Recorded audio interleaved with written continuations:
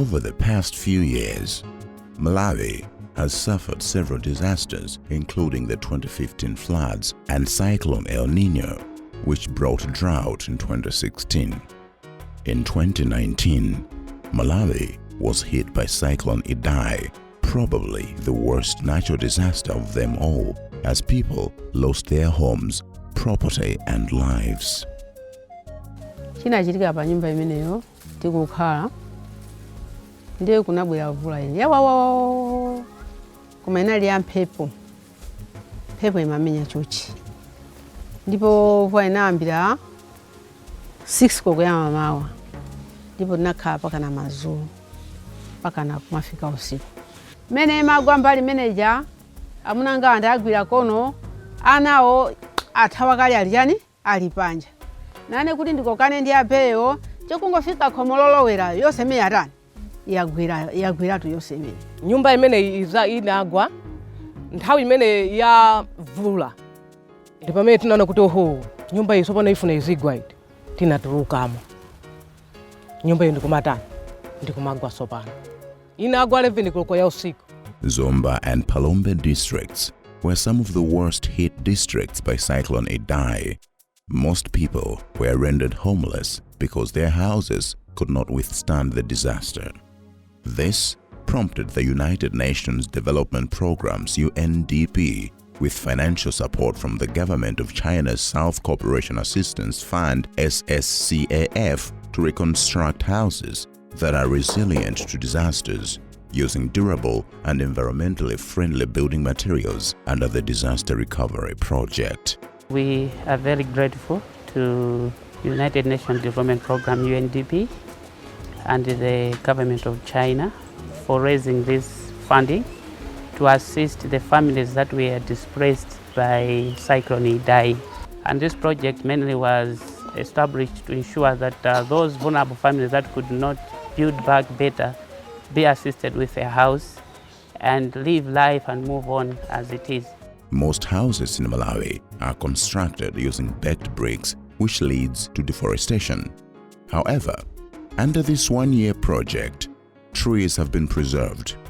These environmentally friendly and disaster-resilient houses are in line with sustainable development goals that embrace inclusive development that does not harm the project, and ensuring that people live in harmony with nature. The houses constructed under Disaster Recovery Project are also a permanent solution to accommodation challenges that people face when they encounter natural disaster. Pokulandia katundu ngati ameneyi moyo sinthika ulipo wambiri ndipo kosakhala masewera chokugona mota kasuka mabwino mwasaombana ni munthu. These houses are also expected to act like mini rescue centers for disaster victims in future, as pressure on schools to host the communities will be reduced and classes will not be disturbed. Women and girls will also have a safe refuge in these houses, and people's property will be safeguarded, unlike in crowded school camps or temporary shelters. This will therefore reduce the distraction disasters bring on community social life. Economically, the environmental and disaster houses will ease the pressure of replacing grass and purchasing roofing plastic paper annually when the rain season is approaching. Nyumba yo ndi ya mauzo. Inali ya mauzo etu. Nde ngati ili ya mauzo, mphepo ibwera ipasula. Uyivumbidwe so ngati palipo boka pakanthupo. Yabola mphepo. Nde kuti nthawi yovula, mvula imachibwera popaja. The implementation of the project prioritized inclusivity in the selection of beneficiaries, hence the elderly, child-headed homes, and people with disabilities have all benefited from the project. Moyo wanga wasintha fonda siyanisa nimene nalili ndime ndili pakali pano zasinthika chifukwa pano so ningogona mvula imene ikavumba pakati pa ipo nalibe suchina choopsezo china chimene chinalipo iyayi nikangogona basi kuti ayi basi kunja kulinji. For school-going children, the houses will help them focus on their education. Maphunziro anga aja mabweya mbuyo pang'ono makhala movutika kuti tipite ku school tiyang'ane tipite ku school tibwere tipite ku kapu zimakhala zovutika kwambiri. ine ndikumachiva chinthu chokoma kwambiriso. Amene wachosa ndalama zacho pamene abwezese Milongwe. Ine ndimamva nazo chisoni kwambiri kuti tikukhala nyumba yovutika. Azathu akugona pabwino, ife tingugona titayima mvula ikamavumba.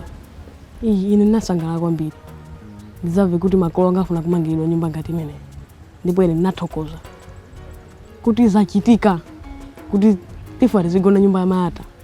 Ndipo ine ndinathokoza. Ndipo pakali pano mvula ikamavumba timagona mosangalala kusiyana ndi nyumba imene ija ya mauzu.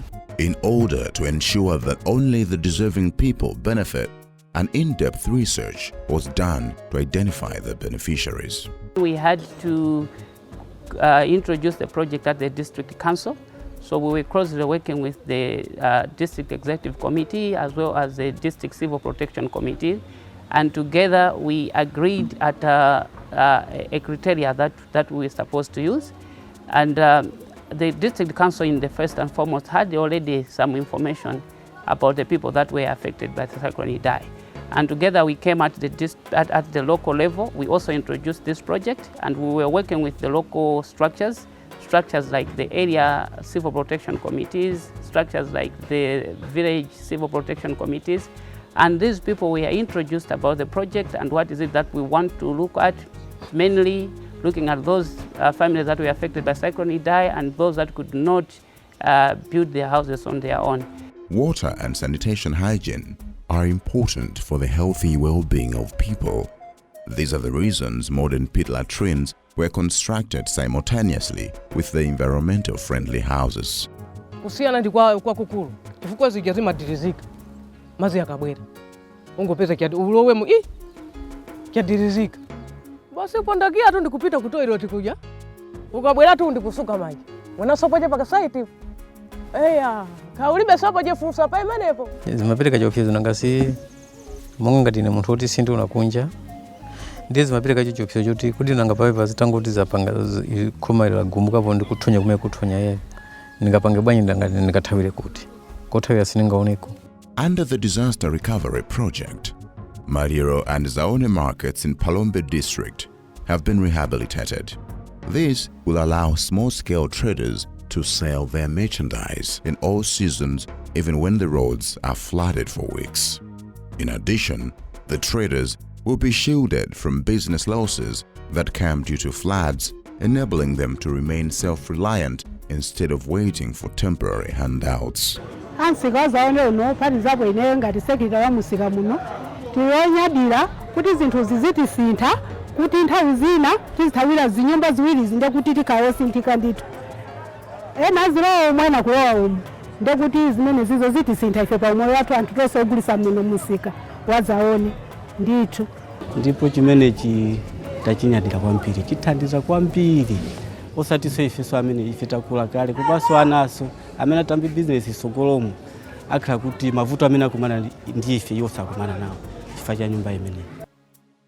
Rehabilitation of the markets is also likely to boost Palombe District Council's revenue collection through market fees. Sika umene wamangidwawo ife ngati council utithandiza kwambiri. Kuthandiza koyamba ndikuona kuti malo tinali nawo ochepa amene timasungira mavenda. Chifukwa cha kubwera kwa ansikawu kupangisa kuti anthu amene amayala kuthengo pamene tikutenga ena amayala pafupi ndi nsikawu tikakweza mmwambamo kupezeka kuti akuthengo ajabwera kwa akhale pafupi ndi ife. Choncho solo ngakhale magwiridwe athu antchito sativuta kutolera ziphaso. Sustainability is key when assessing the success of each project. That is the reason the project trained local artisans and established area civil protection committees. And we are training the local artisans in the build back better using the safer housing construction guidelines. And this is just one of those houses that has been built by the assistance by the local artisans. The disaster recovery project has inspired optimism in the lives of beneficiaries as they now own decent and environmental houses that are resilient to disasters.